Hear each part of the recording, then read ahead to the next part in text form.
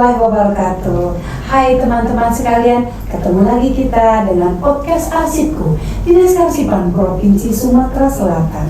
Teman-teman sekalian, kali ini kita akan berbicara tentang kearsipan yang akan dipandu oleh saya, Mimas Masito, selaku host di sini, dan akan berbicara dan ngobrol sedikit dengan narasumber kita dari Yayasan Pendidikan Bisnis Industri Teknologi Mekanik, atau sering disebut orang dengan Yayasan Indosains, ya Pak ya?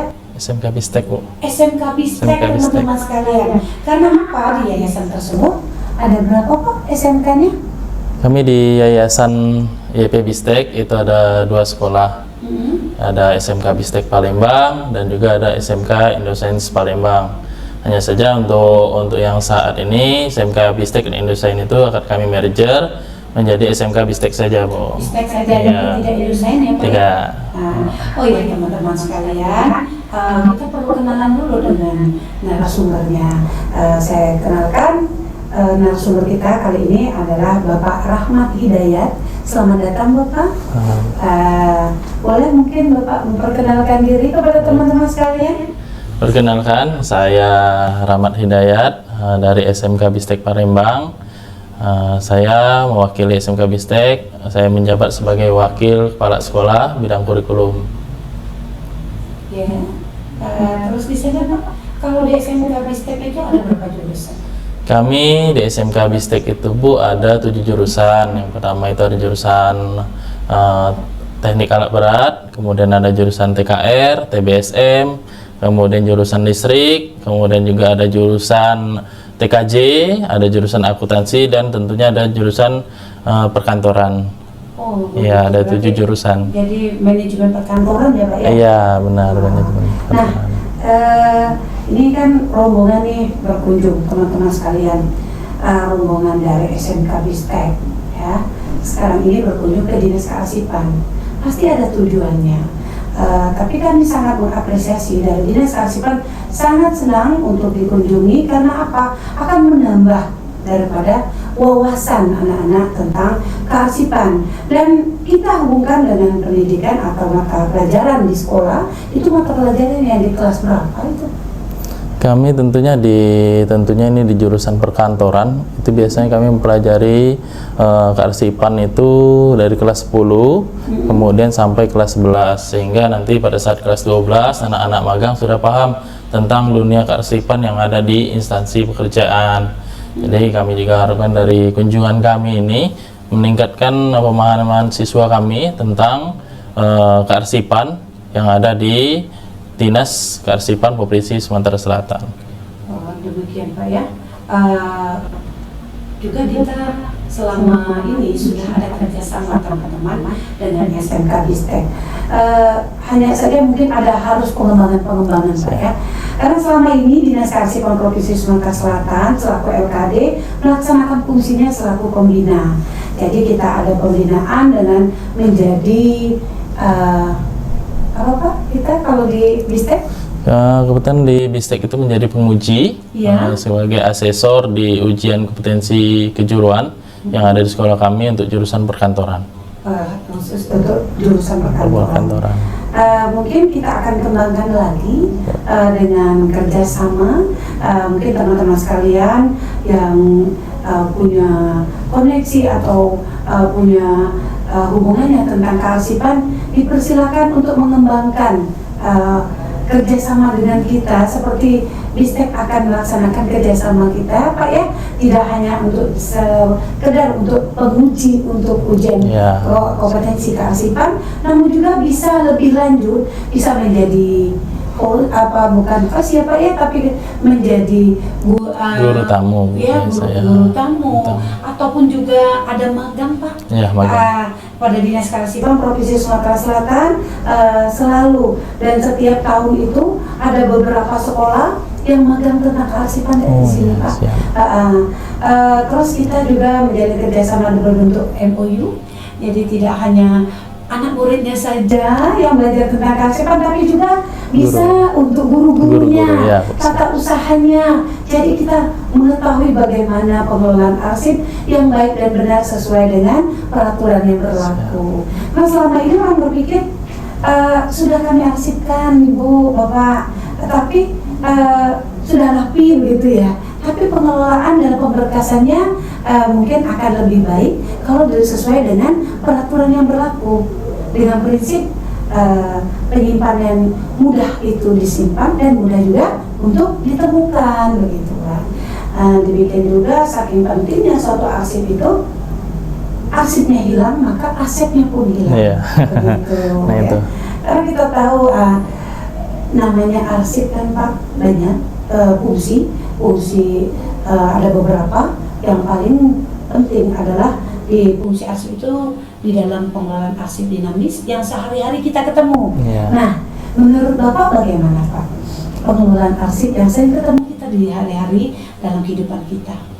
Kalau kami di sekolah itu tentunya itu tadi Bu, kami tujuan kita datang ke sini tentunya ingin memperbaiki lah arsip yang ada di sekolah kita. Selama ini kan kita dalam kearsipan itu masih konvensional lah, manual ya Bu. Hanya kadang-kadang sekedar mengingat saja di mana letaknya kan, sekedar mengingat, enggak kita Tidak dibuat dapur. ya iya data-data kadang itu tadi pada saat kita memerlukan mulai kayak seperti buku induk siswa kan itu kan kita mau segera, mau segera tuh kadang lama jadi Bu. Nah, jadi itu aja. memakan waktu pastinya. terus itu kita jadi menghilangkan kesempatan untuk mengerjakan Iya. pekerjaan dan kita mencari aksi Iya. ya dokumen tersebut. Jadi itu kita nanti setelah kegiatan ini mungkin kita kerjasama lebih intens lagi Bu. Terima kasih itu Bapak. jadi Kami sangat senang dan menyambut progres yang akan kita laksanakan. Demikian juga kita itu selaku organisasi Pak ya.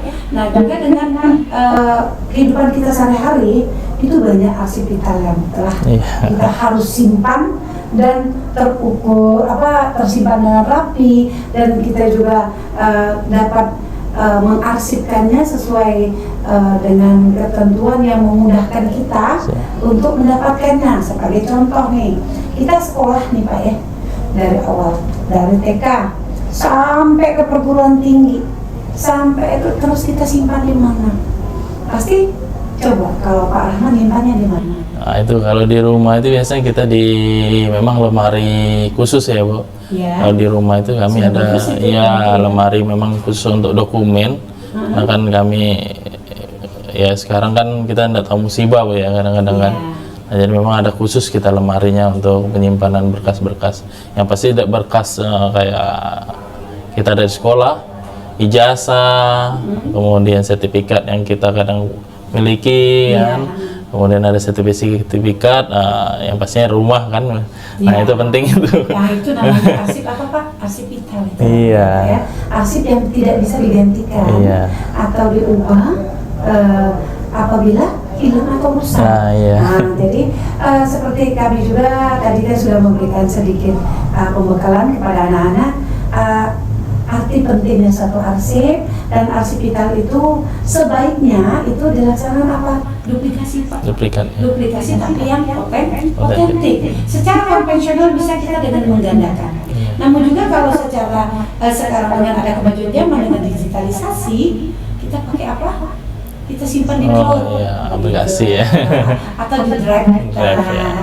Jadi kalau kita simpan, satu saat kita butuh, tidak harus kita kembali ke rumah. Apabila kita misalnya diperlukan di suatu organisasi tertentu dalam waktu yang tidak lama, kita bisa membuka drive kita langsung kan. Itu salah satu contoh pengarsipan arsip vital yang ada di kehidupan kita sehari-hari. Apalagi di suatu organisasi. Kalau organisasi itu sangat penting. Dari sekolah ada dokumen ijazah Pak ya? Iya, kita di sekolah itu biasanya ada ijazah siswa, SK pendirian biasanya karena itu yang penting kan. Tapi memang yang paling vital itu memang kita di ijazah Bu ya, karena kadang-kadang anak-anak suka teledor kan. Nah itu kita takutnya. Jadi dengan adanya kita duplikat itu bisa kita mohon bantuan ke dinas provinsi juga untuk pembuatan ulang ijazah Nah, ya. itu dia. Tapi kalau enggak kita arsip, itu juga mungkin dinas provinsi juga tidak bisa bantu kan. Iya, jadi berkasnya, utama itu berkasnya Pak ya. Kita tidak hanya untuk satu daripada arsip itu sendiri, tapi diberkaskannya bagaimana mulai kegiatan sampai dari akhir kegiatan itu dijadikan satu berkas. Jadi apabila di tahun yang berjalan ada pemberkasan, namun nanti di mungkin atau 4 atau 5 tahun lagi yang sudah menjadi sejarah daripada berkas itu sendiri, itu akan menjadi arsipnya bukan dinamis lagi, akan menjadi arsip yang mengandung sejarah Pak. Begitu.